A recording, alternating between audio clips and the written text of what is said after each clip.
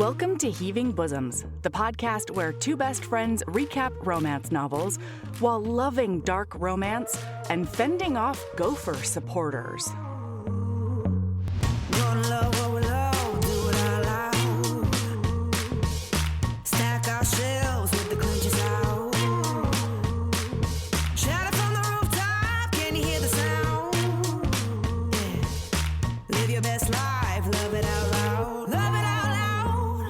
Hey HBs, I'm so excited about the book we're recapping today. So excited, in fact, that on Friday, we're doing a quickie on the next book in this series, Caught Up. It's another dark rom-com, this time with a mafia hero and a sex worker heroine. And it's a second chance romance, and there's a sex club involved. It came out last month, and we loved it. That's this Friday on our Patreon and Apple Podcast subscription bonus feeds. I've got some wonderful supporters from Patreon to shout out.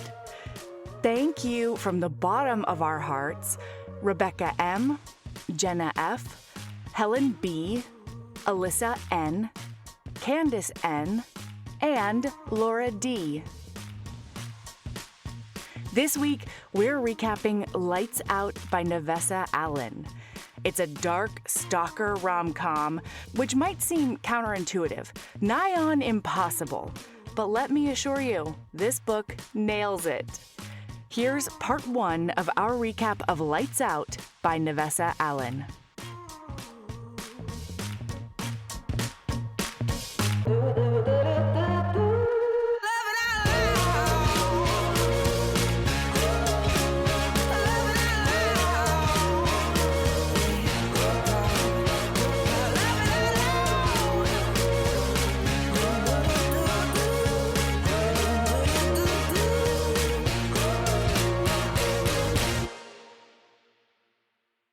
Sabrina, I've been betrayed.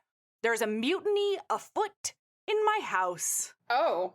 And I was not prepared to go public with this today, but I just felt it was on my heart, you know? I had to talk about it with you and listener. I think the funniest thing that I also had something to come in hot about, and I was not prepared for you to just like. I'm so sorry. You're fine. I've been holding on to it because we did a little pre-recording chatting, and I've been holding on to it. That's mostly what I'm impressed about is that I had literally no idea this was coming. Thank you so much. Thank you so much. What's the mutiny? Look, there's a gopher. Okay? You and those at least it's not a baby bear. This is what I'm saying. Yeah, no, this is like an extra teeny miniature gopher, okay? That was like a fuck off gopher, you know? That was a honkin' gopher. A honkin' gopher. And like this one is fat because it's been feasting on the spoils of my garden, and so it's very cute, but it is small. The minute I registered where you were going with this, I realized what the issue was. Because if I had a gopher in my yard, I'd be like, oh, well, damn, there's a gopher in my yard. You having a gopher in your yard, fucker. That's a problem. You know what? Here's the thing. I don't even mind the gopher all that much, all right? Because I'm fine with, I gotta coexist. Live and let live. You know what I mean? I do my best to keep shit out, and if they don't and I lose something, fine. Mm-hmm. That's fine. It's how life and nature works, right? The problem that I'm having right now is that I am being betrayed. The call is coming from inside the house, and most of my family members are on this fucking gopher's side. Nobody is backing me up. Frankly, that's a crime. Yes. Actually, straight to jail. Straight to jail. I was sitting in my office the other day, and Michael came in, and he, snuck into my office. Thankfully, I, saw and heard him, because otherwise I would have hit the roof like normal. And he came over, and he was like, hey, look out the window. And I was like, what? It's like, yeah, you see it? You see it over there by the car? You see it? I look over, and I can't see this thing. It's this little miniature gopher, and it's sitting in the open doorway of my, the open bay of my garage, right next to my car, looking me dead in my beautiful face and mocking me. How fucking dare it? And then I was like, that fucking gopher. And Michael was like, it's so cute though. And I was like, no, Michael, you are not allowed to be on the gopher side. And he was like, look at it though, it's so fat. And it's so cute. It's a really cute gopher. Oh no. I was like, don't you fucking dare. And then today, I was going outside. What do you think he's gonna do? Like adopt the gopher? This is now your pet gopher? You can still get rid of the gopher. He's allowed to think the gopher is cute while you make it an unpleasant place for it to make its home, its nest. No, I told him, I laid down the law, Sabrina. I said, you know what? Freedom of speech. I really believe in that, okay? But... This is the shocking moment, listener, when Mel comes out as pro censorship in very specific cases. Yeah, micro censorship, I like to call it. No. That's not what I'm talking about at all. No, I told him. You heard it here, folks. Yeah, here at Heaving Bosoms, we are pro micro censorship. No, I told him that if he was nice about that gopher, he could say anything he wanted, but the moment he tried to bring that gopher in the house, he owed me a trash panda. Whoa. He would never. Gophers are not house pets. No, he would never. But anyway, then I was going out to take Valor to swimming. We see this gopher just saunter casual as fuck across my brickwork, okay? It's just like waving his butt at me, being like, look at me shimmy down the path of this vegetation that you love and try to grow so much and check on every day. And I was like, I didn't say the F word because I was around my 6-year-old, but I said, oh, it's the gopher. And Valor goes, oh, Mom, it's so cute. Mom, look at it. It's so cute. Oh. I'm being undermined. I'm being betrayed. And I don't know what to do about it. I mean, frankly, it's a crime, actually. Thank you. I cannot believe that your family is pro-gopher. I have invested so much time, sweat, tears, blood, pain and contractions into this family, Sabrina, okay? And then the moment a cute little furball comes out. Did you hear that, listener? Melody's pulling out the birth card. Melody's pulling out the I shoved you out of my vagina card. That's right. How your dad didn't stand there. Okay? It was me. I mean, he did a couple of other things that would have led to... You know who didn't do a single goddamn thing? That gopher. The gopher? Yeah. I knew it was the gopher. That fucking gopher. What? So, question though, this is important. What if the gopher had played a part in the birth? Would the gopher be allowed in the yard? Then it would be part of the family. I would have already accepted gopher. We would have come to some sort of detente already, and we would be integrated. You know what I mean? But that's not the lay of the land. I mean, just because we're already going down... This is an interloper. Now that we're an interloper? That's the one. I was trying to figure out how to make intergopher a thing, but that's not a thing. That doesn't like sound intergopher. Good. Anyway, so now I'm wondering, though, like, what could a gopher do to make birth better? Wow. Ugh. I don't know. As somebody who's never given birth and never will, I'm curious what a gopher could do. I cannot think of a single thing a gopher could do. heavingbosoms@gmail.com, listener, if you have an idea. But it's not even like something I would want to snuggle with, because I would either, just squeeze too hard in pain and murder it to death. And pop it. Yeah, or I'm like sweating so badly and I'm like so hot. I was so hot throughout both of my births. Using it as like a mop? No, it would just be like disgusting. I would be like, ugh, get the pelt away from me. Oh, it's see, I was now imagining you using that gopher to like mop up the sweat dripping down your face, and I was really delighted by that. No. Remember when I tried to get Ember and Valor I brought up teaching them how to crochet this winter? Do you remember that? Yeah. And neither of them were interested at all. Turns out they want to learn now, the time when I do not touch, knit, fabric, anything. I don't like it.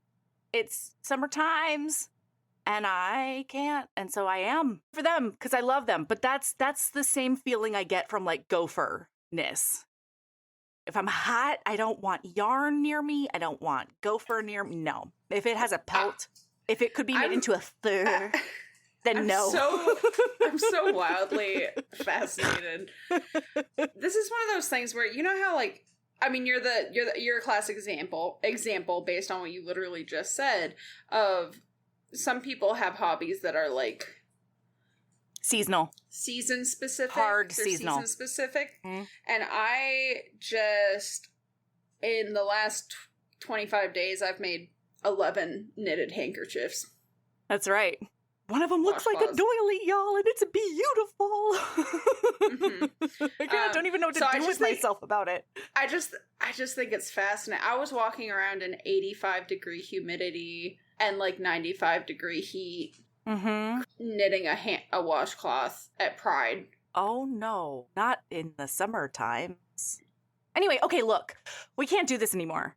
It's time. I'm probably going to have to cut half of that banter. Shit. That's okay. At a certain point, Melody, it stopped being banter and it just started being us talking. It became just us chatting and not entertaining chatting. No, that was not like, oh, how entertaining. I love banter. That was riveting. Sabrina, okay? That was our personal FBI agents with their elbows on their desks and their face in their hands going, I can't believe they're talking about their fucking HVAC again. Uh-huh. It might be the fourth time. These poor NSA bros. God, they're so bored. Suck it. Anyway, so... Suck it! Suck it! Anyway. Okay, look, there are things to suck in this book, I think is the lead-in I'm gonna go with. So it doesn't make any sense. Melody, I'd like to make a note that the last time we recorded, we did Viking Times, right? Yes. And we made the comment in Viking Times of, sometimes we just need a little treat for us. Sometimes this is another little treat for us. Y'all, we've been gluttonous lately. There's no other way to say it. We've been gluttons. To be fair, there's been a lot going on. So, like... It's true. We deserve a little gluttony. A little gluttony is a treat, you know? Yeah. So we are here again for another sweet little treat. Just for us, and we're bringing you a morsel. It's a tasty snack. We're bringing you along with us. You'll almost certainly, because I am starting it today, will be getting a Patreon on the next Caught one. Up? Me too. Caught Up, yeah. Hi, me too. I'm starting listener, we're doing Lights Out by Navessa Allen. And I had already read this book, and then Sabrina was like, what if we did this book? Because the second book is coming out. And I was like, bring it. You want me to read that book again? No problem. I think the funniest thing is that I still haven't read Leather and Lark, but I did read this one. I just have to remind you that it's like serial killers and crafts. You know, like it is such a new book. I know, and I'm going, honestly, this is sending me down I haven't read a single Alien in like a week and a half because I've been reading this, or I've been reading Monster Dick, Duskwalker. Yeah. Okay, wait. I do have to say one thing, because this was like a weird synchronicity for me, Sabrina. In this book, there is a cat, okay? And this cat does a lot of chirruping. Mm-hmm. And I don't know if I speak... I cannot believe this, What? Sabrina. What? Michael Chen, apropos of fucking nothing, because apparently the diaphragm is strong in this one, and he can hear me. Apparently he overheard me, even though he was doing kid bedtime. Bitching about Gopher? He sent me a gopher gif, a dancing fucking gopher gif. And then it says, okay, this house is pro for gopher.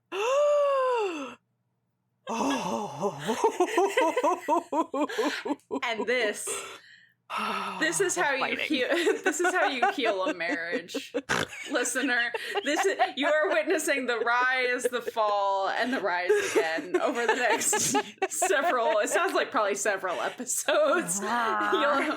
You realize that we're gonna need an update on Gopher Gate. Gopher Wars. I'm pretty upset about it. Okay. I sent him an angry gif back. Of what? A woman going. That's beautiful. He just sent me another one. He just sent me a fucking another one. We're fighting. Hold on. We ride at dawn, y'all. There's no other way to go about it. Somebody better back me the fuck up. It says, I know, you just want to squish those cheeks. Them's fighting words. Okay, wait, the synchronicity I was talking about. So, in this book, this cat chirrups quite a bit. And I've never met a cat who chirrups, but you just told me that you finally finished that Glitter Dragon book. The one with the obeisance of the something of not heart and mercy, of Dax and Paul. I'm nodding because I literally can't help you, not because I'm enjoying watching you struggle. I don't know what this book is called. Why am I like this? Anyway, that Glitter Dragon book. And in that book, all I could think about was that book while I was reading this, because that's the sort of sound that the teeny tiny glitter dragons make. Is that they like chirrup when they're checking on you or like figuring you out or trying to communicate with you. You want to know who else chirrups? Theodore in the second Duskwalker book. And, oh, yeah.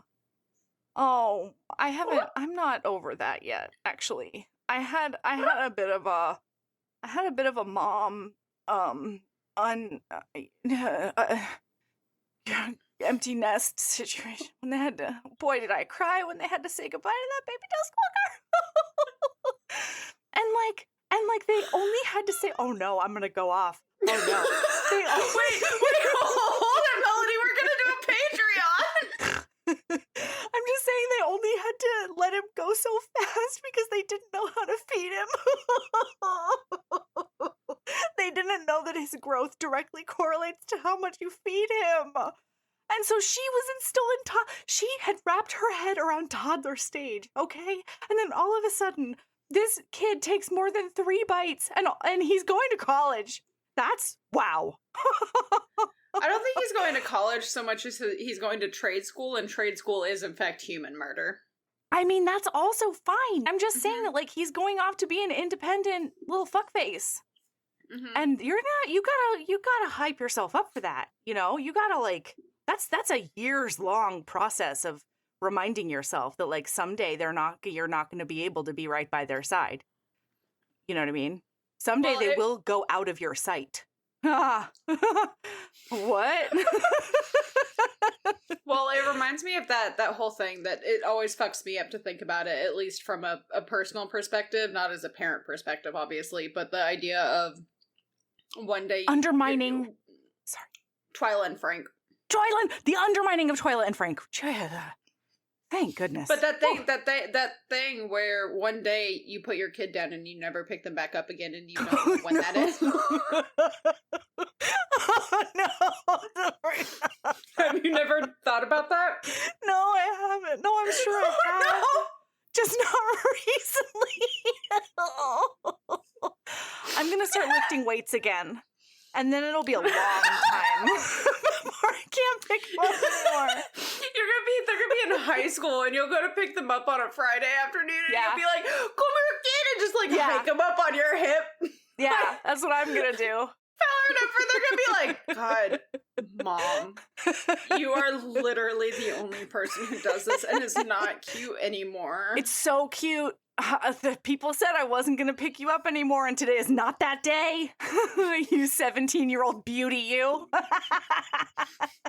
You're like, the day that I stop picking you up is the day they lay me in my grave. That's right. Oh my God.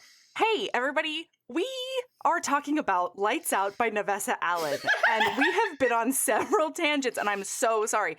Maybe in the show notes, I'll like tell them roughly where we stop jerking off and start jerking on. What? Hey, I'm here for it.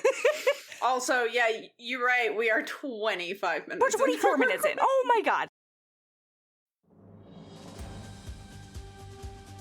This episode is brought to you by Progressive Insurance.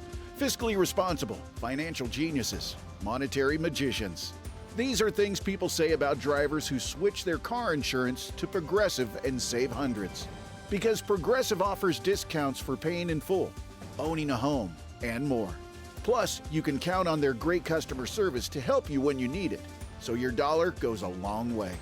Visit Progressive.com to see if you could save on car insurance. Progressive Casualty Insurance Company and Affiliates. Potential savings will vary. Not available in all states or situations. Okay, we open up at it's the Gopher War. Is really what I can't stop thinking about this fucking Gopher War. It's hard ADHD over here. I'm really sorry, everyone. I'm gonna try and get my shit together. We open up at a trauma center, an ER, in a big major city, and it does a crime and it does an accident really well, okay? And so our trauma nurse, it's a trauma heroine, hospital. That's the one. Is what Yeah. it is. And our heroine is a trauma nurse, and it's been a crazy night. And she's currently looking at this brand new nurse on the rotation, being like, oh, fuck, she might be scarred for life, but I have to get her back on track because we can't have another person quit. So she God, that's literally every person I know who works in trauma ER stuff. They're like, you can tell after the first night on their own. You can tell if they're going to make it or not. Oh, yeah. Well, it was tenuous here, but then she and her other coworker, they tag teamed it. They got her a blanket. They got her some tea. They talked her through the fact that his chest was gone because of a gunshot blast. And, they get her back on track, and it's actually the sweetest. This book starts off with, Hey, Mel. Lady Love of the Century. Yeah. Question. How many times have you read this book? How dare you? You're calling me out in front of all of our friends. Every time. I just gotta know. Sabrina! The reason I have to know is I read this scene that we are discussing Yes. less than a week ago for the first and only time. Sure. I have notes You have no about notes on this it, I bet. scene. Sure. And I don't remember the things that you were like the gunshot, the it being a shotgun or something like that. Yeah, his chest was half gone. She says it's crazy he was alive when he got there. Didn't remember the chest half gone. It's been a cool 4 times, okay? Because I kept on getting nervous that I wouldn't be able to get my shit together during the recording. And so I was like, if I just know the book back to front and sideways. And also, was it a hardship, Sabrina? No. I do have to ask, when has it ever been the end of the world if one of us didn't remember every single fucking detail of the book? But we haven't recorded really in so long, and I've missed you so much, and so I know I'm going to be a shit show anyway, and I take pride in my work. You might not know it from listening, okay? But I take pride in my work. So sometimes that manifests in reading the book 4 to 6 times. What is one to do? That's why I got read that many times. Pride. Pride. Not because of the super hot sex. Like I said, was it a hardship? No. Some was hard. That monster cock. I really wasn't expecting a monster dick. And it's not like literal monster dick, but it's like one of those where he has to like really work her up for like even vaginal penetration. It's one of those kind of dicks. Yeah, hey listener, you remember how we were last week talking about axe hands pony fanny pack monster dick? Yes. This is another monster dick. Not quite as axe handy, More of a dagger hand, a knife hand. Yeah. Knife-handed cat shawl monster dick. More so than hammer hands, axe hands. I don't remember. At one point, she says that he gives her favorite kind of orgasm, a cervical orgasm. And I know about a G-spot orgasm, but like I don't know that I'm interested in a cervical orgasm. You know what I mean? That actually scares me quite a bit, I think. I'll try anything Actually, you know once, what? but, like- No, not hypothetically. Damn, there are times where, like, yeah, slam the hell out of that cervix. Let's fucking go. Okay. I'm not gonna Yeah. come from it, but I'm okay with you ramming into it like you're trying to, Like you're a battering ram? yeah, into the castle's keep. You're storming the castle? hmm You're trying to go fight Lumiere? Yeah, storm my castle, babe. It's fine. Let's fucking go. Fair enough. Anyway. Anyway, so she's at this trauma center, and then she is in the middle of her shift, and she's like, oh, I have like a couple of moments, and it's Thursday, which means my favorite TikToker has posted Mel. a new video. Yeah. I think that I already know the answer to this because you and I are very similar people. And Okay. as far as social media goes, is there a single person on the fucking social media Yeah. that you know their goddamn post schedule like this? Sabrina, I had to remind myself no less than 4 times today that it was Thursday, just in life. Okay? Like Yeah. getting to my appointments, all of that. I know that they're like, and it's not this is no statement on you. I love that you have these interests. Good for you. But it has never even I don't even know the names of the people I liked on the internet. Like, Mhm. I was lucky if they showed up occasionally on my Yeah. For You page or my algorithm or whatever. Like, never once in my, like, and then I'll be like, oh, hey, I do like this person. And I'll go scroll through the stuff that they have posted since the last time I Yes. looked at them. And it's like 5 videos, and you're like, yeah. But like never in a million years. And then like I remember there were times where I was like, oh yeah, I like that person, when somebody would like describe them and be like, oh yeah, do you watch them every Sunday? And I'm like, I didn't know that they posted every Sunday. I didn't know they had a schedule. Interesting. Yeah. I think Impressive. the only creators that I know the schedule of is just podcasts I listen to. And even then, it's like I only know a certain few. The only reason I know that a podcast episode has come out is because I get a notification on my phone that it's available to listen to and it's downloaded and ready for me. Yeah. If you asked me what day, I'll put it this way. Before I was co-host, the only podcast that I knew exactly when the day that podcast came out was Heaving Bosoms. That was it. I knew that came out on Mondays. And the only reason I knew that is because my week starts on Monday. All of my calendars start on Monday. So that is if y'all had come out on Wednesday, they come out at some point. Weekly. They come out weekly. They come out weekly. I know I listen to something Every week. new every week, Yeah. maybe. I think. Props. And if I don't, maybe I'll listen to 2 next week. I don't know. I'm not going to say that there weren't times that I listened. That some weeks I was like, "Wow, I have 3 episodes. When did that happen?" Yes, yeah. So it's just fascinating to me because it's just a level of, what's the word, parasocial, like interaction. Yeah. That fascinates me. Or like when she was talking in this book about like there are people that she knows from the comments section. Yeah, that she interacts with in the comments a lot. Fascinating. Well, because I don't usually comment at all. I might like a post, you know what I mean? But a lot of times I just forget. And I think I like that in my brain, and then I don't do anything with my thumbs, and then I leave. Mhm. You know what I mean? And so, but I will say that he is the equivalent. I don't know the equivalent of him in like the book talk horror scene, but I would say that he is the equivalent of like a Thor Bradley or something. You know, that lumberjack who like cuts lumbers, and he does so with muscles.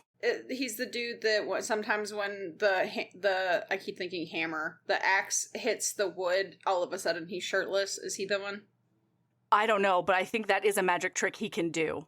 Okay, Yeah. yeah. I think we're talking about I've that because heard. there's also this lady lumberjack. There's this God knows her lesbian name. lumberjack. I have no Oh idea. my God. Look, okay, I will find their whoever- handles and put them in the show notes because this lesbian lumberjack like has changed my life.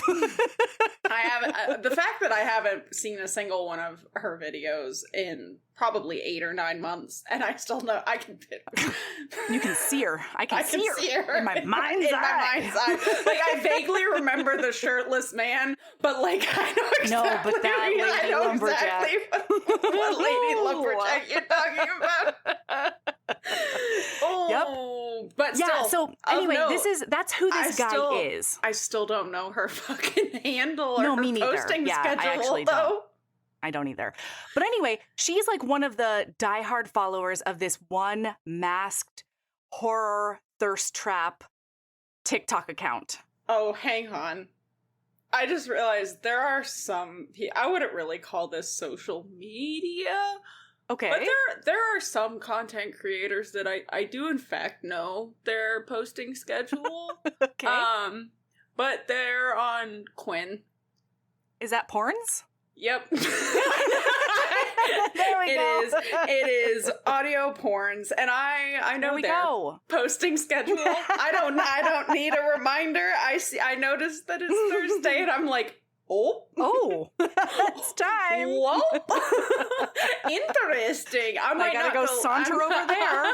I might not go listen that day, but I am aware that I have something fun and new on my digital device. Just flicking your tail like that gopher as you walk by over to there. Yep, the tail's what's flicking. Mm-hmm. Yeah. Oh, golly. So, anyway.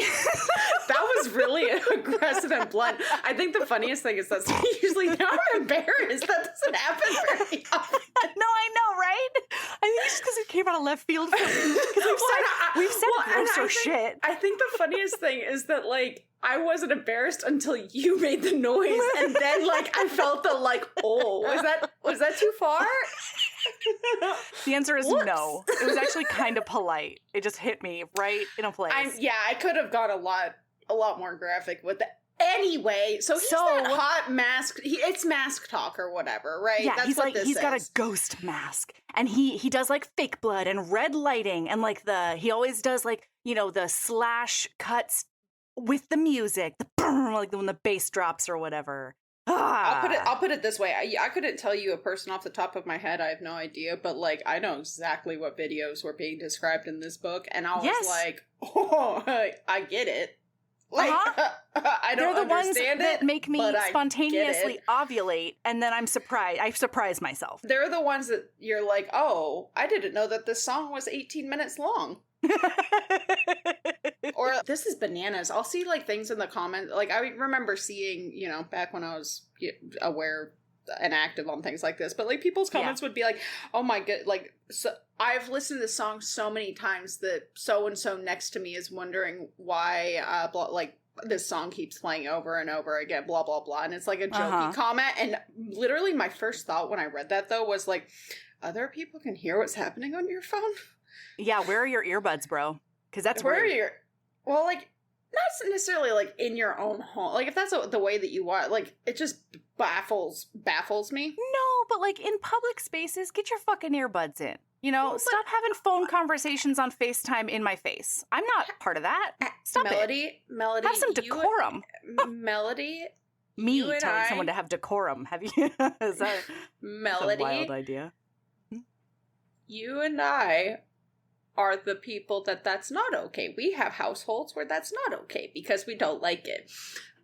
However, other people, that is a thing. They just raw dog audio in the privacy of their homes. Like I'm saying, I'm not trying to litigate what they do in their house. I'm just saying when I'm in the waiting room of the martial arts place, I don't need to listen to your conversation. No, we're talking about two different things, Melody, because like those comments are like my husband is sitting next to me and he's wondering like why I'm listening, blah, that kind of thing. Not a strain. Oh my god, absolutely. Boy, if I heard, bitch, if I I'll call you out. I'll call you the fuck out in a public space. Why are you looking at that? Yeah.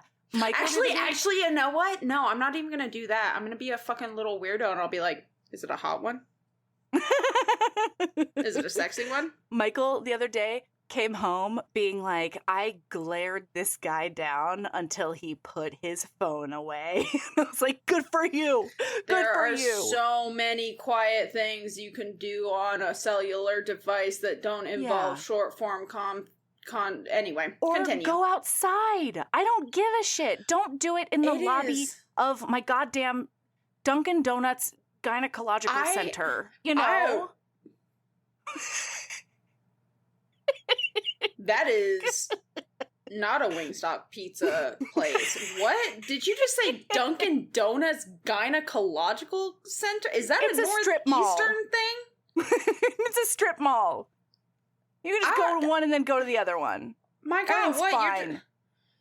Okay. Anyway, so we're 40 minutes in and not even past the first scene. So anyway, Fuck. his name is the Faceless Man, which objectively Yeah. is inaccurate because he has a mask face. Okay, just How throwing dare that you. out there. Don't do that.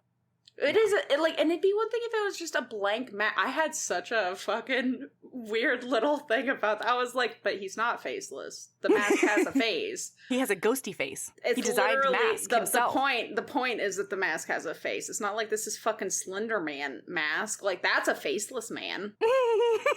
Okay? Yeah. And I kept forgetting that he was called the Faceless Man until it would, like, about halfway through the book, it just stops being referenced. And then it would get brought up randomly, and I was like, God damn it, stop reminding me.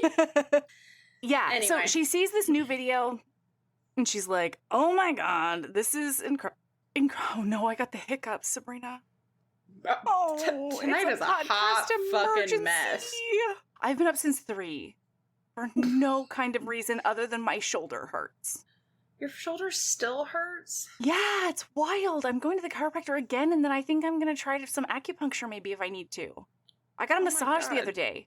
I went from the chiropractor, and then I went and I got a massage, like a 30-minute, just get in my back kind of massage to try to get this shit worked out. I would literally kill a person for a massage right now. That sounds I don't so blame you. good. Yeah. Anyway, so she gets home. She's at the point in her life where, I don't know how old she is, like what, mid-20s or something like that. And she's at a point in her life where she has hit a routine. And I think that, Yes. like, if any of us who have been mid-20s or older, you get to a point where you just have a routine. You go to work, you go home, you do the same thing that evening, and then you go to bed. Or, like, whatever the routine is, and you just, it's the same thing that you do day in, day out. You don't really do a whole lot on weekends because, like, what's a Right. weekend? And you Right. you're just running on autopilot. And she is at that point. The only highlight of her week is the Faceless Man. And you know what? We've all been there. And so she gets home and then sends her booty call buddy, Tyler, a text message of a screenshot of the Faceless Man. Yeah. And she's like, hey, I got a You couple want- days off. you want to, like, would you wear a mask for me? And he was like, Allie, it's literally been 2 months. I have a girlfriend. Like, it's been 2 months since you talked to me. I thought you ghosted me. She's like, what? 2 months? Scrolls up in their text messages and she's like, oh, fuck. How did that happen? And she's Yep. like, I really have to get out of this rut. But at this point, she's still like gym, work, home, sleep. And that's what she goes back to. I would Meanwhile- like to say I am very impressed that her routine has gym in it because I've never once had gym as part of that routine. If I'm in the point where I'm at in that level of autopilot in my life, the gym is nowhere to be seen. That's fair. Yeah. But I think that's part of her like coping mechanism too. You know what I mean? Especially since trauma nursing, it turns out, is an incredibly athletic career. They're always yeah. jumping on top of bodies and running out to meet stretchers and all the business. Like, they gotta be in shape. I mean, in Anyway. general, every ER nurse that I know is like very good at a hop, skip, and a jump. Well, and it is shockingly difficult to do CPR. You know, like oh my god, the compressions. CPR it is exhausting and it takes Yeah. so long. Yeah, it's so long and so many muscles. You know, you Mhm. really, it's shocking how hard you got to press that chest down. Yeah. Anyway, so then we cut scene, right? And we are now in the POV of Josh. What? Whoa. Whoa, what have I forgotten? I cannot believe you just said cut scene instead of zippy zapped. Has it been that long since we've recorded that you forgot about Zippy Zack? I think it has been, Sabrina. Oh I'm my unmoored. Cut scene? What kind of podcast do you think this is? Not a good one, How obviously. fucking dare you? I thought you took pride in your Shit. work. Oh my God. Thank you for calling me in on this one, Sabrina. Hilariously, I'm joking, but also I did legitimately have a, like, my brain, Wait, like, what? did the, what does cut scene mean? And then I was like, oh, Mhm. yeah, that's a phrase We have a that specific people vernacular use. for that. Anyway, so we zippy zap, and now we're in Josh's POV. And he's sitting there with his roommate, Tyler. Tyler is texting as they're like trying to play video games. And he's like, hey, man, are you almost done? Like, what are you doing? And Tyler's like, oh, man, I had to break it off with that girl, Allie. And he was like, I thought you ended that like months ago. And he's like, yeah, I thought she ghosted me, but I guess not. Like, she just got busy at work. And then out of nowhere, she just sends me this. And he throws him his phone. And Josh picks up the phone to see a screenshot. Oh my God, of his secret Mask Talk account. It is a secret. No one knows. Can you imagine? Can you imagine just hanging out with your buddy and then somebody tosses you their phone and is like, hey, check this out. It's just a random ass screenshot of your secret TikTok or OnlyFans or your like... your very distinctive areola. You know what I mean? He's got incredibly distinctive tattoos that is shocking.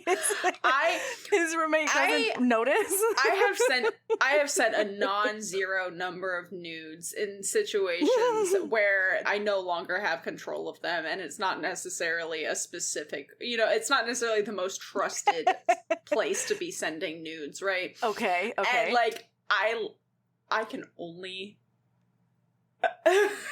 imagine who has gotten a hold of your nudes. And like ultimately it's fine. I don't have a problem with my nudes, so like I'll send them to you myself. Like that's fine. Sure. But like the thought of just unexpectedly being confronted with my own tit. Oh geez. Yeah. And my own lip bite. Whoa. Yeah. Ooh, her nudes include lip bites, everyone. Okay. Anyway, so not? Josh, I don't do nudes, remember? I did not remember that. I'm a never nude. You're so, lost. When it comes to texting, I don't know. I don't get it. Oh, yeah, I'm all about it for everybody else. This is why it's always so funny to me when I get unsolicited dick pics, right? Mm-hmm. Because like if you had just waited, if you had just asked, can I send you a dick pic? You'd probably get a tit pic back. Sure. But like if you send me an unsolicited nude, blocked. I'm not interested in that shit. But like if you were just a little bit patient, man. Like you don't even know. I have folders on folders on folders. You're missing out, my friend. You know what? Here's the thing. I have never understood the art of photographing myself. I think is the real reason I don't super do nudes. I realized the other day, I was telling Michael about how I told everyone on the podcast that I've never sent a nude. And he was like, what? Yes, you have. It's like, what? What are you talking about? And he's like, you sent that one to me when you were showing off the schmurder blur. And I was like, what? Oh yeah. But that doesn't seem like a nude to me because it's literally me being like, eh. Yeah, the intention is not. And the intention to be naked. The intention behind the picture, because I think that is important. Is intent is part of what makes a nude a nude. Because otherwise, it's just a naked picture. Because I've also taken a lot of like breastfeeding photos, or like, man, the first time I had like my first shower after Ember was born, and I realized that my boob was just leaking with no permission from anyone, okay? Nobody gave it the authority to do that. And so I was so, like, startled, and I was so intrigued and everything that I just took, like, a real close-up shot of this, like, breast milk droplet coming off the bottom of my nipple. Oh, I should find that photo. It's a really good one. I should frame it. Yeah, it's called when your milk lets down. Because that's the thing, babies don't really like they do a little bit of sucking, but really when you're breastfeeding, they do a couple of sucks and your boobs are like, "Oh, hey girl." And they go and they just send a bunch of milk down. Yeah. My letdown was so aggressive with poor Valor. that this baby... Did you drown this baby almost in boob milk? Yes. I like, there would be moments when I would look down and milk would be coming out of her nose because she couldn't handle the force with which oh my God. Your tit was the Hoover. It's a fire hose. Like, what? Fire hose, yeah. Fascinating. Horrifying. Fascinating. Yeah, agreed. Anyway, Wow. intent counts for nudes, I think. Like, I might have sent naked pictures before, but those are not nudes. That's the thing is, like, I've sent lots of naked pictures, but like, they're not, the intent behind them is not intended titillation. Right. Look right. at us. I'm not good at that. I always feel silly when I try to do an on-purpose titillate. That's why there's a lot of laughing. I was known in one of my, in my hoe chat, I was known as, like, the giggling nude? Yeah. Everyone's like, oh, look at that. Sabrina sent a nude and she's laughing. And I'm like, yeah, you know, that's where we are in life. Anyway, so an hour in, he looks at it and sees his not face, his faceless face, and his faceless face. His rockin' hot body. And he's like, ooh, because he's shit. Like beefy. And he's got these tattoos. And he's, wow. And then... Listener, this man is I've read quite a bit of stalker romance in my lifetime, right? This is the most golden retriever stalker cinnamon roll I've ever stalker. read in my, I mean, like, I've read lots of cinnamon rolls, but like specifically golden retriever. This man is like, he is so cute, and he immediately goes into obsession mode. It turns out he is a hacker, a world-class hacker, and he's like, oh, interesting, and then subtly like deletes it off of He's like, Tyler's oh, my phone. thumbs. And Tyler's like, no worries, dude. I don't need a shirtless man on my phone. It's like totally fine. Because Tyler's a douche. But he's a good friend. Tyler's such a frat, bro. Yeah. He is, I love him. I want his book, frankly, but I don't think he has any dark secrets, you know? Yeah. No, he doesn't. I mean, he specifically tells Allie, I'm not into that. And so also I have a girlfriend now. And so Josh is like, oh no, she has a mask kink. He doesn't even try and stop himself, though. He immediately is cruising. He gets every single comment that this woman has ever left on his photo. He finds her of his thousands and thousands and thousands of comments. He's got a cool 1 million followers minimum. You know? But he finds her because God knows she comments on every single one of these videos. One of them is so cute. It's like I'm on season 6 of this video. Which is hilarious. I will say that, like, thirst talk content, the people in those comments they're fucking cooking with gas, because some of the things they say are so fucking funny. I'm like, who gave you the right to be this witty? I want to be your best friend. Actually, also, one of my favorite political creators, actually, he has gotten into the habit of he had like a glow up after he got onto Instagram. Sorry, everybody. And so now, not only will he does these like really, really smart videos, and then he'll have videos of just like him looking straight dead at the camera, and the camera's like slowly zooming in, and he'll put like a 10 out of 10 or an 8 out of 10. And then on the bottom, he just scrolls like his favorite thirsty comments that he's gotten on his political videos.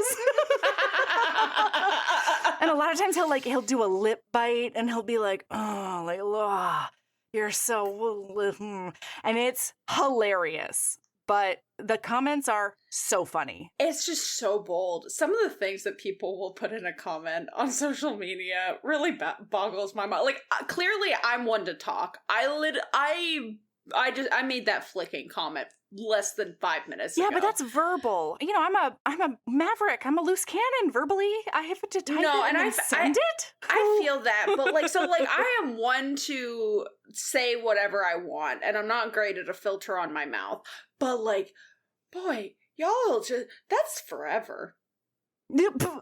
Yes. Yeah. Oh, also that creator is Andrewski. The Ian Andrewski is a 3 instead. I'll put his link in the show notes if I remember. Hey, listener, did you know that Mel and I are, like, really good at social media? Boy, we do social media stuffs. Yeah. Yeah. Ooh, we're savvy. Christmas These ones agrees. over here. Yeah. We're endorsed by Christmas. Hello. We've made it. For context, if you didn't know, listener, one of my dogs is in fact named Christmas. Yeah. I know I talk about she's the others adorable a lot. old ass mama dog. Love her. She's the matriarch. Oh, another one of her comments is, this man is always coming up on my FYP and never on me, and that is a travesty. Bold. And that's who she is. Like, a lot of these comments are just like begging him to break into her house and be waiting for her with a mask. And he notices this very, very real trend. And he's just like, is she a tourist? Or like, is she serious? Does she live here? Yeah. Because like, I will absolutely break into her house. He does. He causes a little mini blackout. And she's at work, because to be clear, Hacker Boy has hacked into the hospital cameras, which has got to be a violation of HIPAA. So many. Yeah. There's a lot going on. And he's aware that this is a problem, but he like hacks it. And the entire time wait, where's my phone? I can't believe I don't have all of my fucking quotes up, because I'm all over the place. So I haven't been taking notes the way I usually do. Oh yeah. Man, he also, okay, so just FYI, they also both have, just to like veer off course a tiny bit while you find that, they also both have like pretty tragic backstories, right? So she is a trauma nurse because when she was 16, she was in a car accident with her mom where her mom perished and she did not. And so a lot of her like driving force is trying to save as many people as possible because she couldn't save her mom. And there's a lot of survivor's guilt there.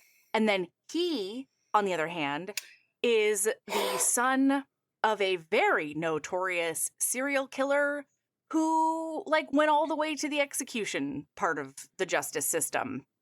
And he has a lot of, like, terrible memories of, like, the final years of his dad's killing sprees. Well, also, like, his experiences growing up. So, like, there was a time where he found a dead body in the freezer in the basement when he was, like, 6. And when his dad found out, his dad was like, oh, it's just a mannequin so I can play a prank on your mom. And he's like, okay, because he's a 6-year-old. Of course. And then when it came out that his dad was a fucking notorious serial killer, he was like, oh. He has to put all those pieces together from his patchwork memory. This would be like finding out that your dad is fucking the Golden State Killer or like Ted Bundy or some shit like that. The smiley face killer. Horrifying. There's that lady who is now like a content creator because her dad is the smiley face killer. And she she's grappled with that very publicly. It's neat, actually. But the other problem is that he looks exactly like his dad. And just in case you were wondering, they're both hot AF, okay? Smoking hot. These guys are straight from Olympus. These are god-level attractive. GQ models, okay? But since his dad is so notorious, like last year, a Netflix documentary came out about him. And that's one of the reasons that Josh does the mask account, because he doesn't go really out in public unless it's like 3 a.m. Because he can't handle. Well, and that's how he learned hacking, was to cover him and his family's tracks after getting away from his dad. Is he was covering their internet tracks so that they couldn't get found. Because like, if any of you who are in the true crime community know, like, there are fucking people out there that are. I could go on an endless rant about the true crime thing. Okay, yeah. In the world, but like, there are some people who, like, they'll hound you. I need you to take a fucking seat. Yeah. Leave, like the victims are not your play toys. The family of the killer is not your fucking play toys. Like, these are real people, blah, blah, blah, blah, blah. Yeah, because people keep trying to reach out to his mom and him for, like, you know, quotes and interviews and all the bullshit. And they're all like, leave me the fuck alone. Everything about this was traumatic and awful, and I'm not interested. but Yeah. people are relentless. So anyway, that's the reason he's like a world-class hacker and the reason that he knows exactly how to find all of her personal information. He is at the back door. I leaned my head against the vinyl siding and closed my eyes. I was going to get caught. I was going to get caught and make international news. And because of who my father was, there was no way a jury would ever think this was my first break-in. They'd think I'd planned something far more nefarious and I'd get sent to jail for the rest of my life for this stupid shit. All because I wanted to fuck a pretty girl while wearing a mask. and then he's like been so careful, and so like he finally gets inside and he's like, okay, there's no sign of this and that, and then he hears a wailing when he gets inside, and he's like, oh my god, there we go, I'm about to fucking die, holy shit. And then a cat. Allie had a cat. We eyed each other in the darkness. It was pretty runty despite the long black and white hair. If push came to shove, I could take it. Don't fuck with me, I warned. In response, it turned sideways and stood on its tiptoes, fluffing up like a skunk.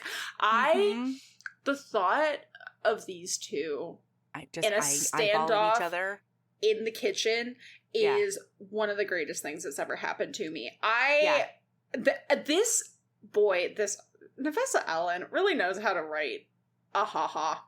This whole book from start to finish was so fucking funny and hot, but like and so witty. Funny, witty. Yeah, man, some people so good. Really, they were born, and the universe said, "Actually, we're gonna give you all of the wit that we have on tap right now, and everybody else can just deal with tough being day for everyone else. A dumb, boring piece of shit."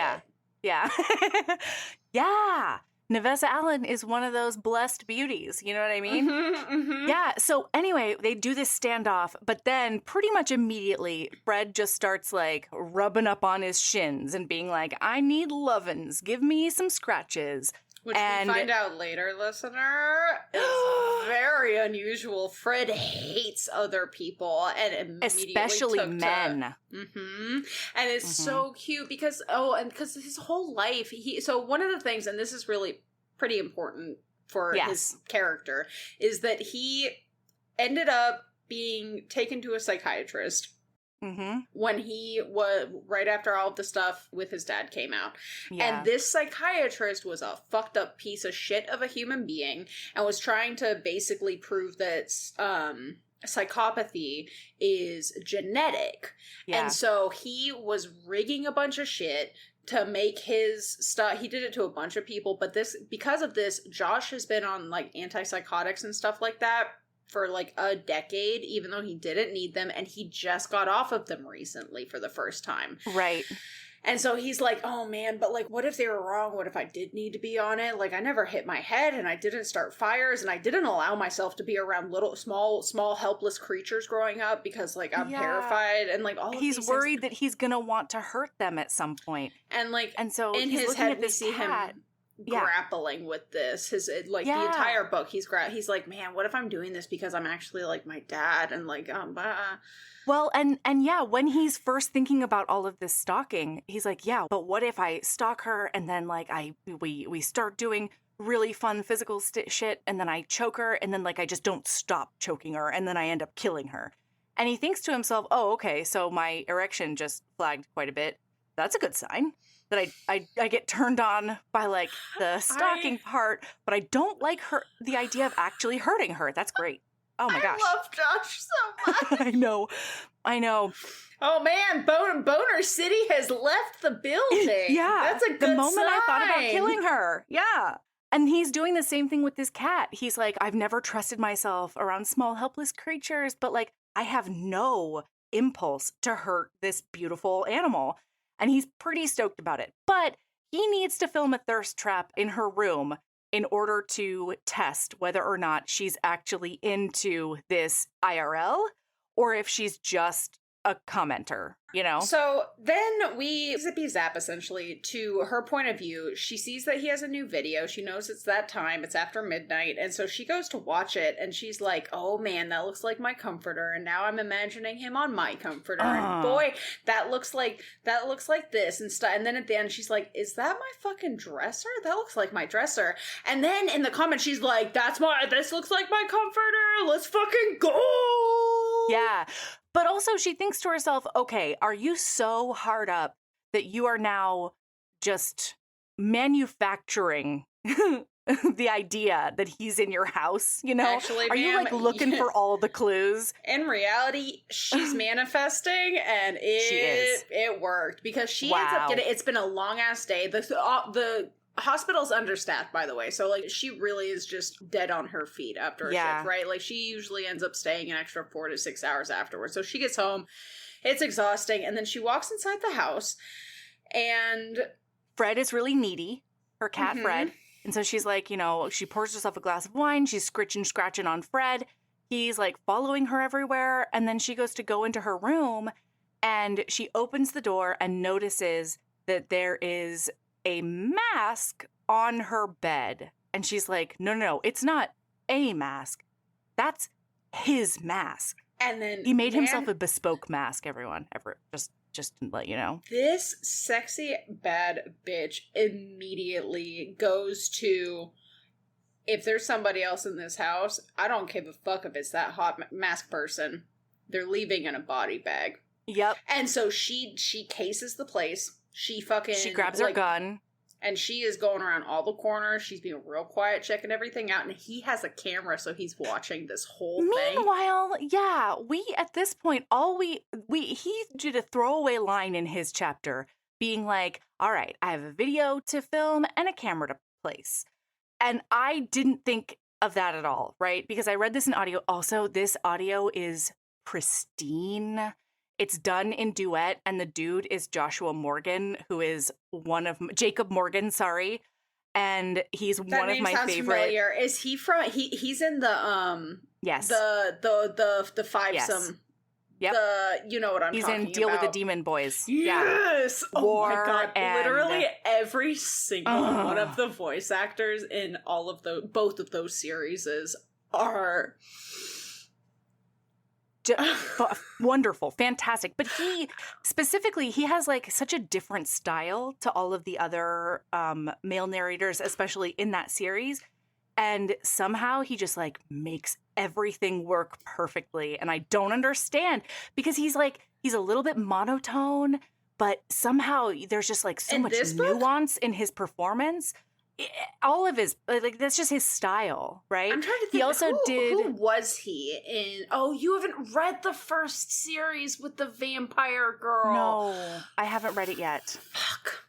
Okay. But I think he was Ben. I didn't read the audio. Oh, you didn't in the audio? Of the second series. Yeah. So anyway. He's also in, he also does in duet, I think with Teddy Hamilton.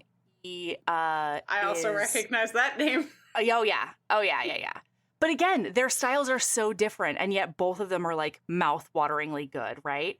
Yeah. But yeah, he's done a Sabrina. She does Hockey's. She does Serena Bowen. Serena, thank you.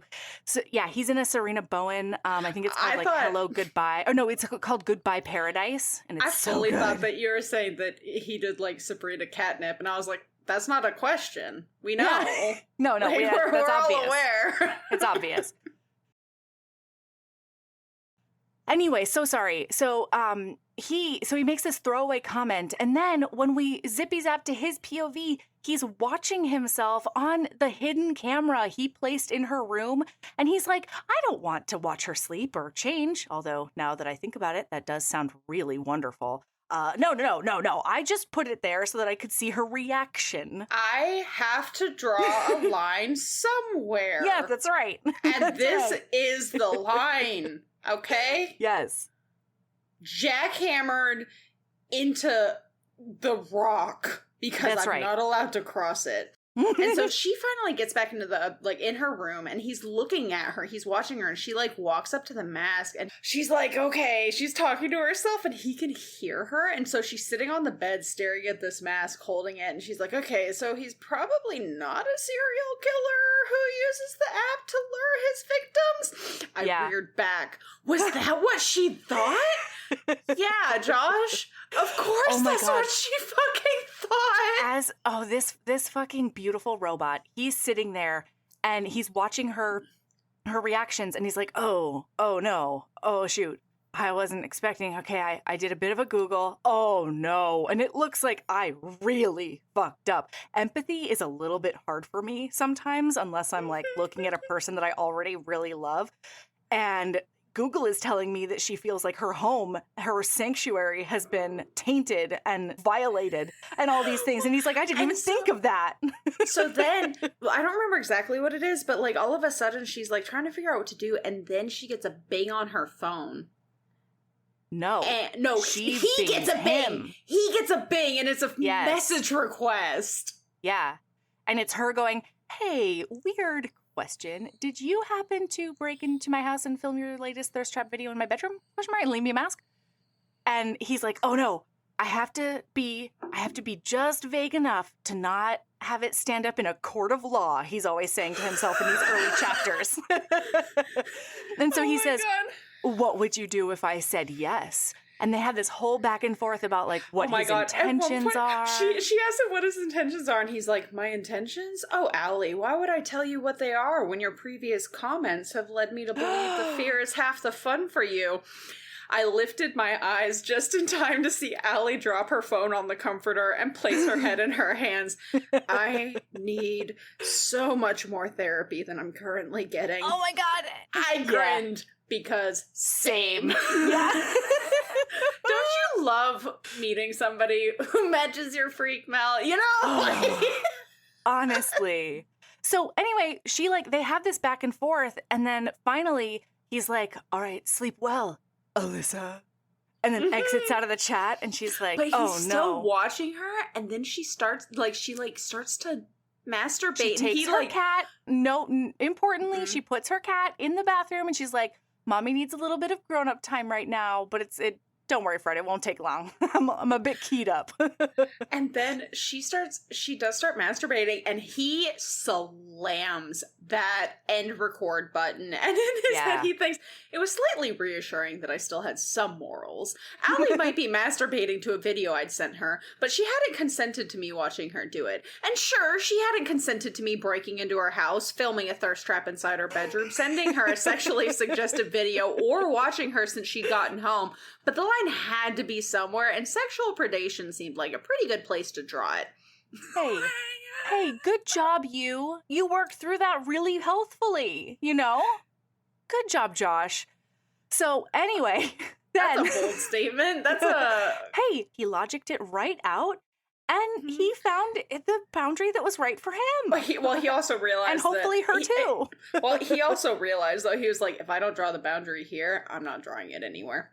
Oh no, I'll watch her forever. But then the next day, he's like already trying to like buy out a flower shop. And he thinks to himself, it was so ridiculously easy to break into her house. And so he gets her like a Simply Safe and a bunch of home break-in gadgets, like the wedges for the door and like all the bullshit.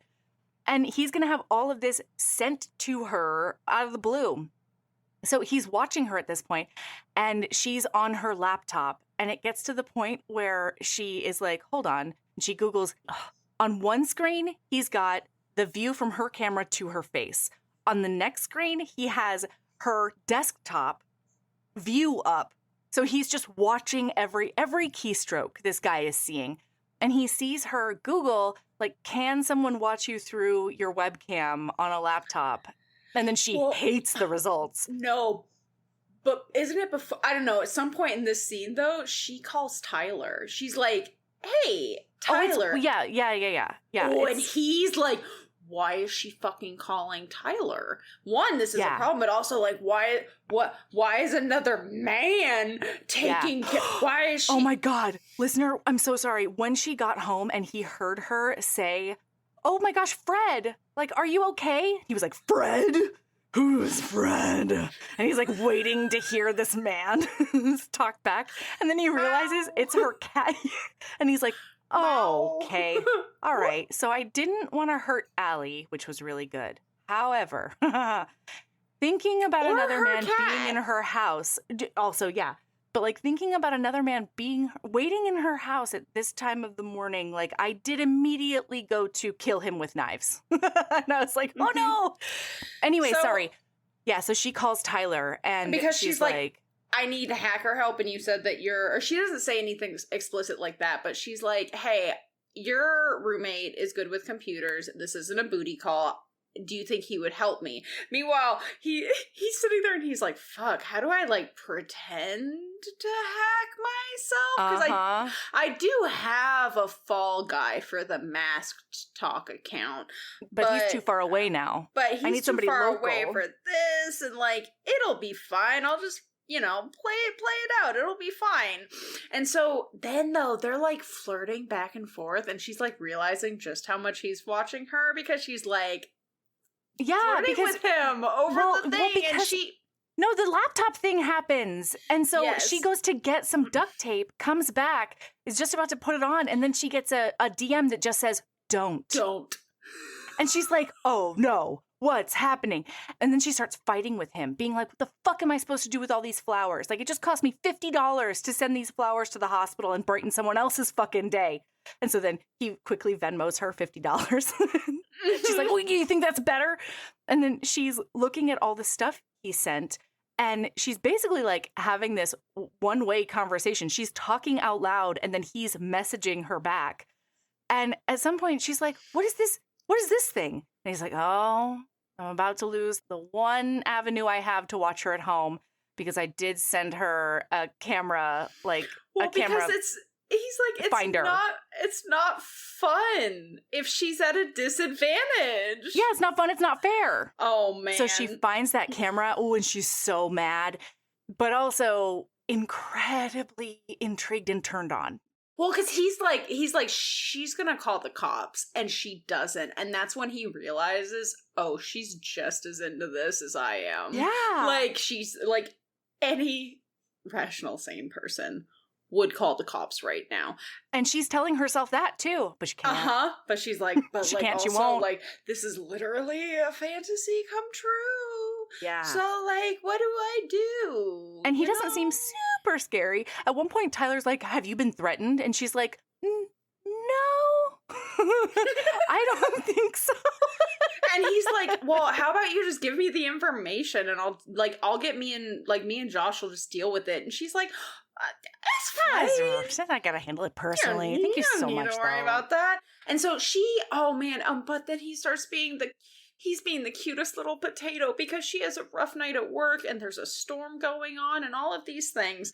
And then this creepy motherfucker, because Oh she my comes God. out of work, it's been like a 20-30 hour shift, and she gets out to her car and it's been snowing. Well, and she's been really smart because she's just going out to her car to get something so that she can get in an Uber because she's in no position to drive, even if it wasn't blizzarding. Mm-hmm. But she gets out to her car and she sees it and she's like, wait a second.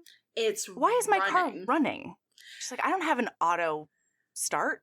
And then What's going on she there? steps around to where she can see, and the faceless man is sitting in her driver's seat and then turns to look at her And it's just the mask. waves. Yeah. Hi. Hi, it's me. And she's like, the fuck are you doing? And he's like, I figured I would drive you home. It's been a really long night. It's been a hard day for you. And like, there's a Well, big storm. specifically, he's messaging because he's like, she can't hear my Yes. real voice, and I should have ordered a voice modulator already, but I'm a fucking novice at this. I can't Yep. believe that I'm not better at My stalking. voice modulator gets here tomorrow. But she needs me tonight. And so he ends up getting her to agree to get in the car by saying, basically, you won't be helpless. You have all the power. And when the front door opens so she can get in the passenger seat, the Mhm. gun and the knife so the gun she keeps in her Her car, gun. Yeah. and the knife that he carries around, which is sharp enough to fucking shave yourself. he is sitting on the seat for her, and so she grabs it and then she hoists it and she's looking at him, and she's like, am I about to fucking do this? Am I really about to do this? Am I this Nutter Butters? And the answer is yes. She's like, yep, fuck it, I'm doing it. She's like, I'm tired. Yeah. So she sits down and she's like, don't make any sudden moves. And he's like, okay, I'm going to show you my hands, but I do have to grab something from like right back here behind your seat. Don't worry. And he comes out with goddamned snacks. He cut her apple slices and homemade trail mix, and she's like, how do I know you didn't poison this? And so he like starts like snarfling it behind the desk. Behind his mask. He's just like, crunk, crunk, crunk, crunk. This is a Michael Chen move. And it's kind of the best thing in the whole wide world. There have been multiple times when I've like come home, like gotten off the plane or something, and I'm not expecting anything, and then he'll just have like a buffet of snacks waiting for me in the car. I would cry. Yeah. I would cry. Like, the bar is so low. Truly. The bar for people. I'll put it this way. I have a date coming up soon. And we were kind of planning some like a future date after this, maybe, because there's a movie that we were thinking about watching together. And he was like, what if I like cooked for you? And I was like, you shut your mouth. Yeah, right? You shut your mouth. Stop being so hot. What, he was like, I may cook for you. And I was like, how do I turn that may into a will? You know, like, is that like... Yeah. Let a bitch know.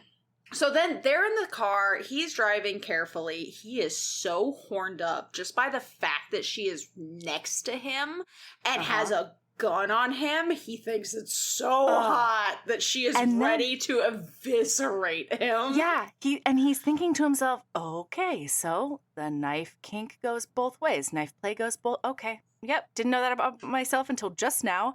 And then he thinks to himself, like, how do I get her, to connect? How do I get her guard down? And then she, like, makes this, like, sighing noise when she looks at his abs or something. And he's like, oh, yeah, I forget that, like, what she's known about me up until this point is my hot bod. And he remembers that she made a forearm comment. Is that the part you're going to read? No, it's about the food. Oh, yeah. Because he can hear her crunching. The sound of crunching came from the passenger seat. I glanced over and saw Allie helping herself to the apple slices with one hand, the other still pointing the gun in my direction. A frisson of warmth wound through me at the sight.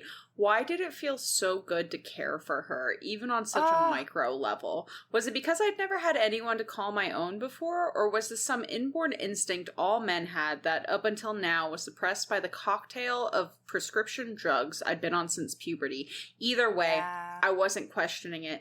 Taking care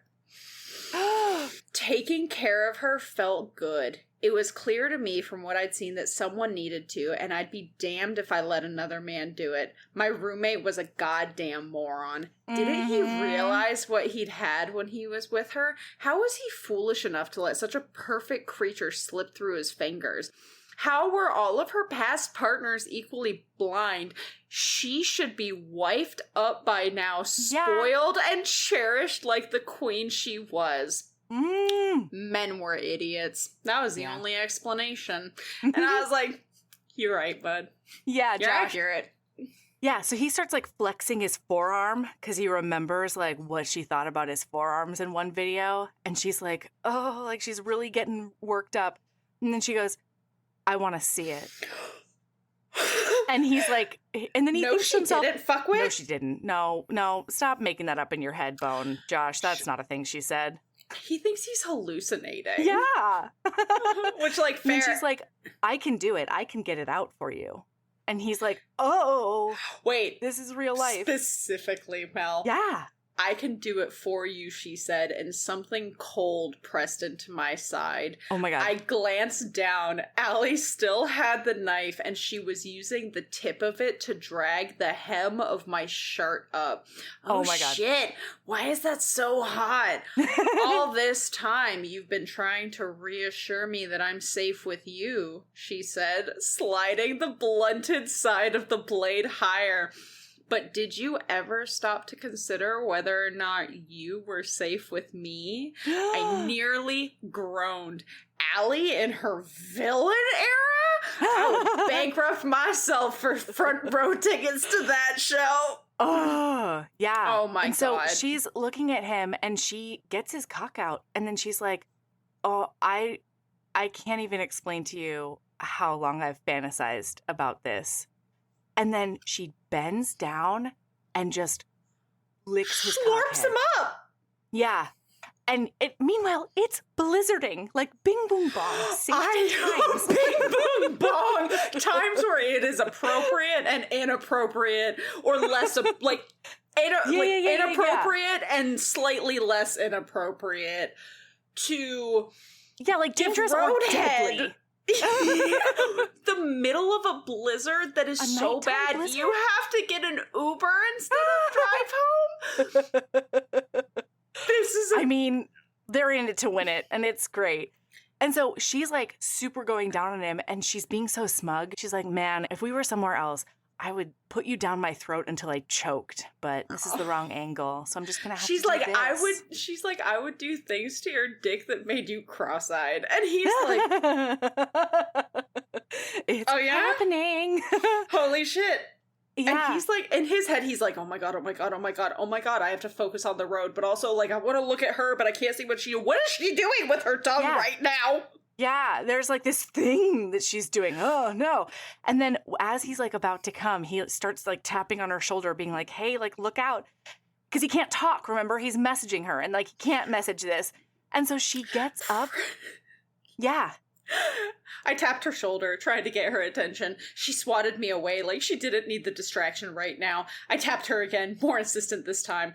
If you keep interrupting me, I'll never find out what you taste like when you come. And then she goes for gold. Uh-huh. Y'all. Uh-huh.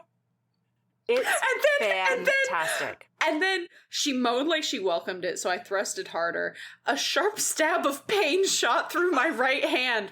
What the fuck? I glanced down and my eyes flashed wide. Allie had just accidentally stabbed me.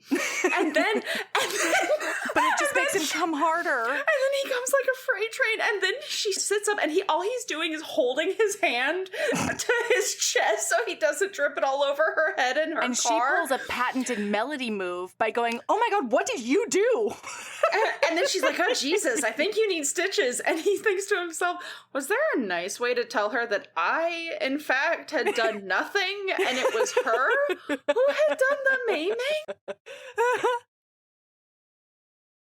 So they get back to her house. He's still masked up, and then she treats his stitches, and she's like, I'm so sorry. She's mortified. She's like, "He's never going to want to see me again." And I'm like legitimately upset about it, you know? And meanwhile, she's like, "Hey, it's super illegal for me to do this because I'm not the right kind of nurse to do like, minor surgeries. So like, if this gets really infected, like, don't tell them I did it." And he's like, "Oh," and then she looks at it and it's gone through one of his tattoos. And so she thinks like, "Oh my gosh, like you're probably going to have to get that fixed because it's going to be extra noticeable." He puts his hand up to his chest and he says, "I will wear your mark like a badge of honor." How dare you, sir. So then we're just going to zippy zap to this because otherwise this is literally going to be a 6-hour podcast. So I don't know. It might be a 2-weeker or a 4-dayer. I don't know. We'll figure it out. I don't know. But so it's the next day, okay? And she gets a text from Tyler and or a call or something, and he's like, "Hey, Josh is available if you have time to swing by before work." And she's like, "Yes, I can definitely do that," because she has realized that whoever this is knows her. This is somebody that she's met before, and she starts like going through all of the people it could be, and one of the top people, because of his computer abilities, is Josh. Yeah.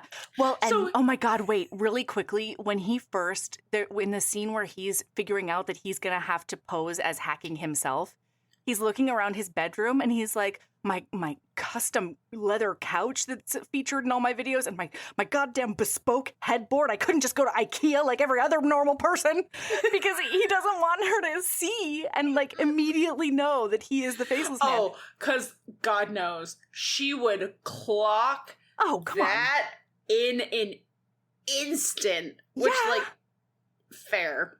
Duh. Yeah. And so he's like, okay, I'm going to have to bring my laptop out to the living room. And then I'm going to have to crank the heat down in order to justify wearing fingerless gloves so that she can't see my tattoos. Well, and not only that, so that now she can't see the fact that I have stitches in my right hand. Mm-hmm. And she, oh man, and he's trying to get Tyler out of the house. He's like, yeah. And he's like, are you sure you don't want me here when she gets here so it's not weird? And he's like, no, we're fine. Yeah, everything's fine. Yeah. Oh my God. And because Tyler is such a good friend. He's worried because Josh doesn't date anybody who's into true crime at all. It's an immediate block.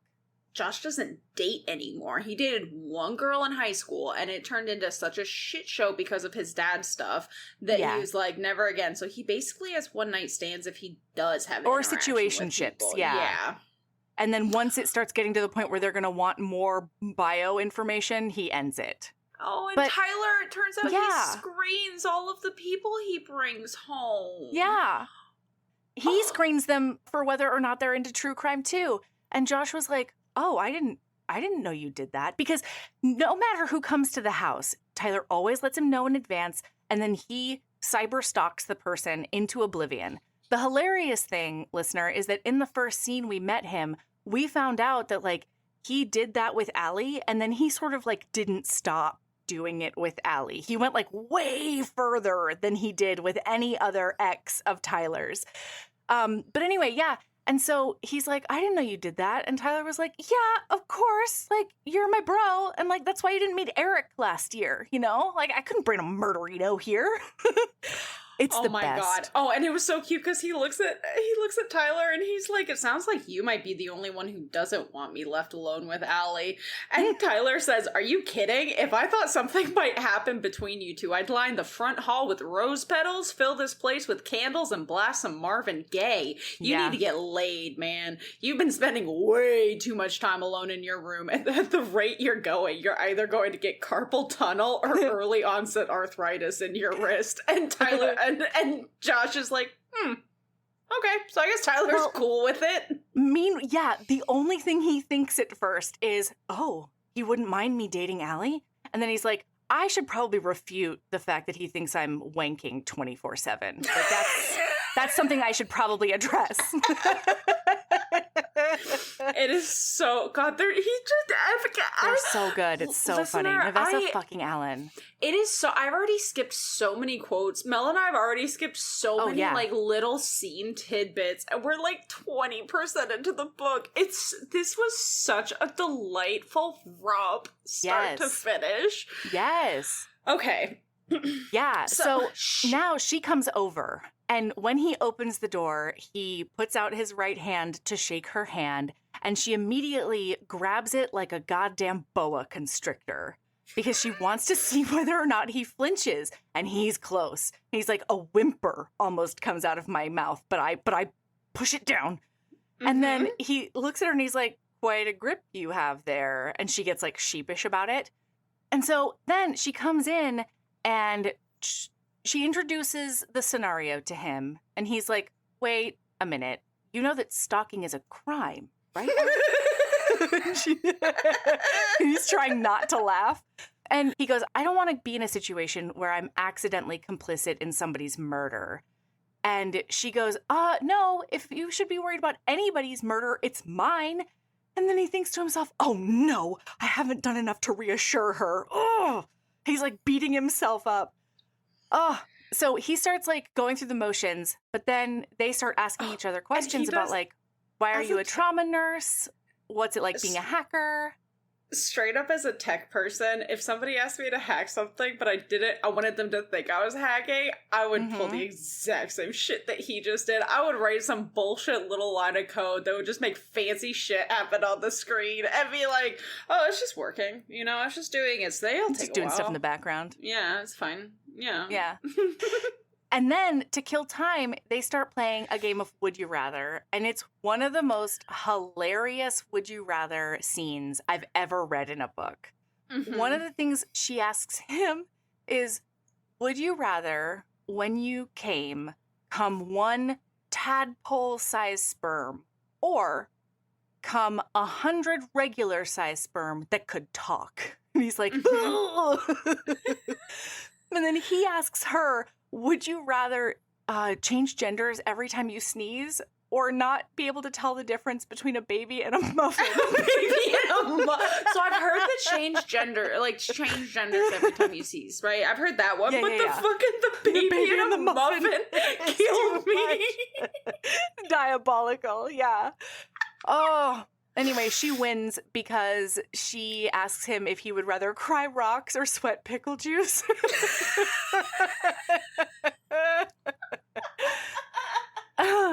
So, anyway, Oh she's my like, wait, so you're not going to God. be able to do this in like the 20 minutes that I'm here? He's like, no, definitely No. not. This is a prolonged project.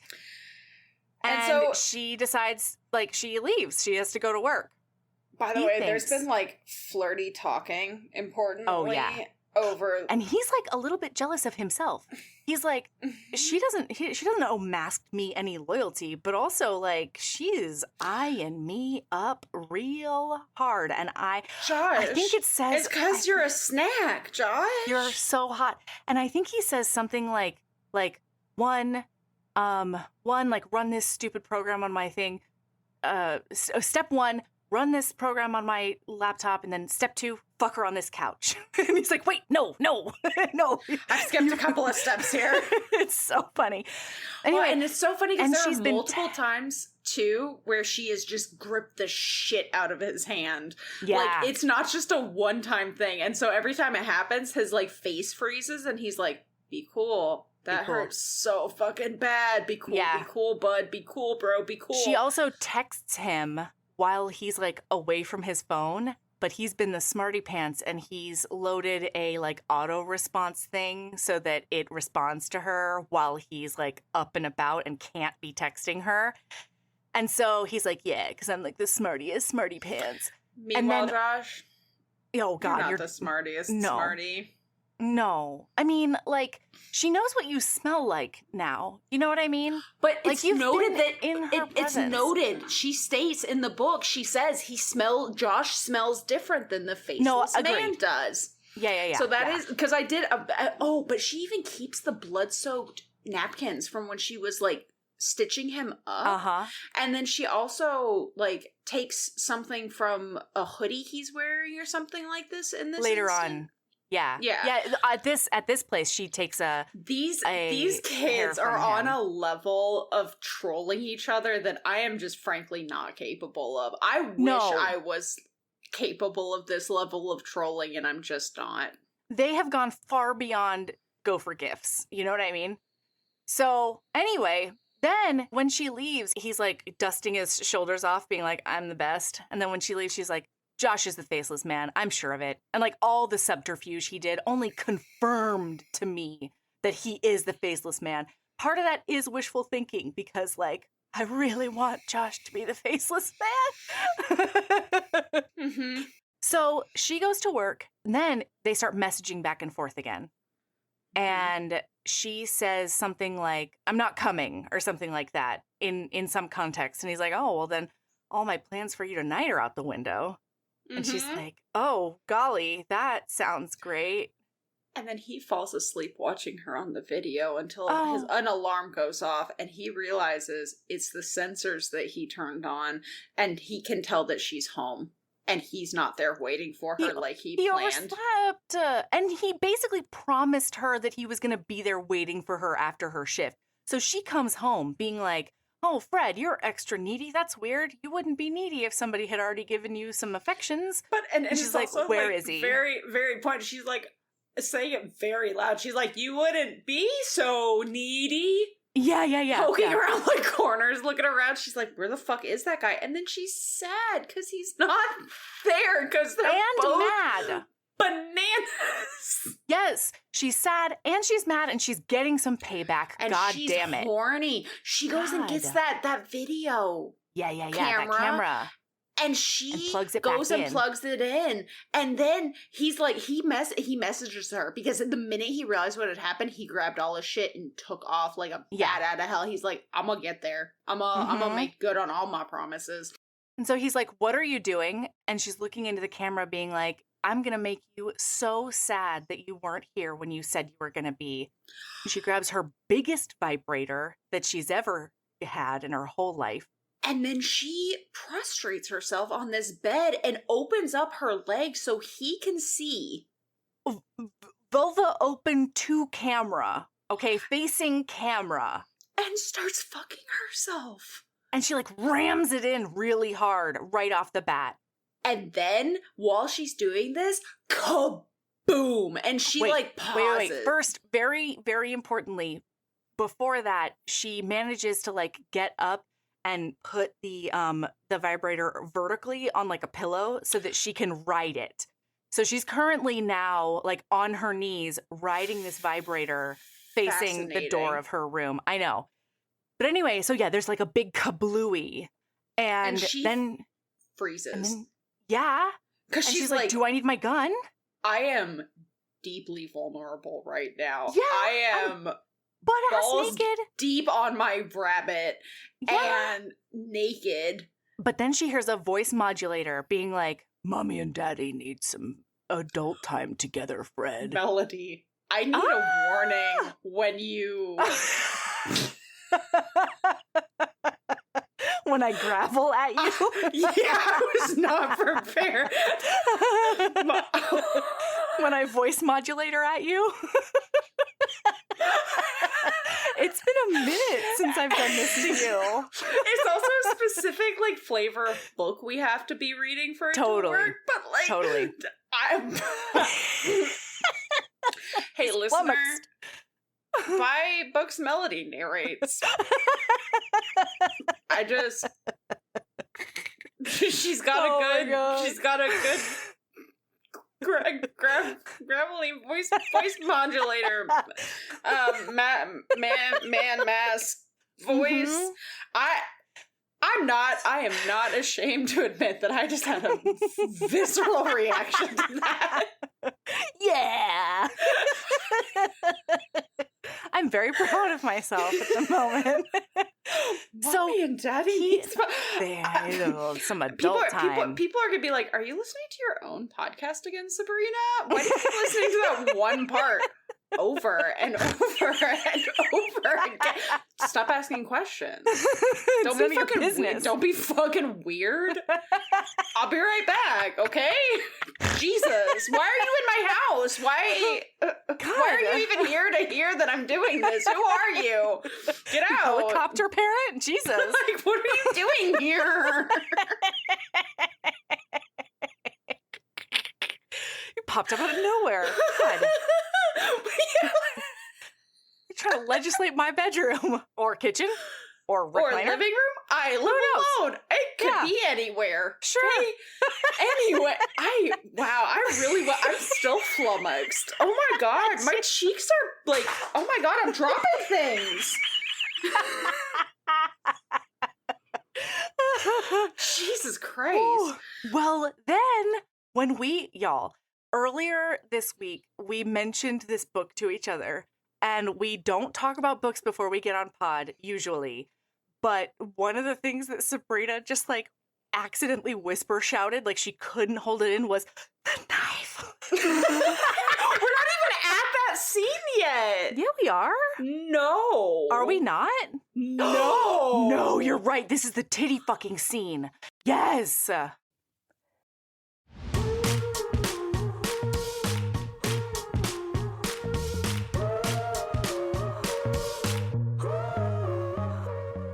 That's where we're going to stop for today.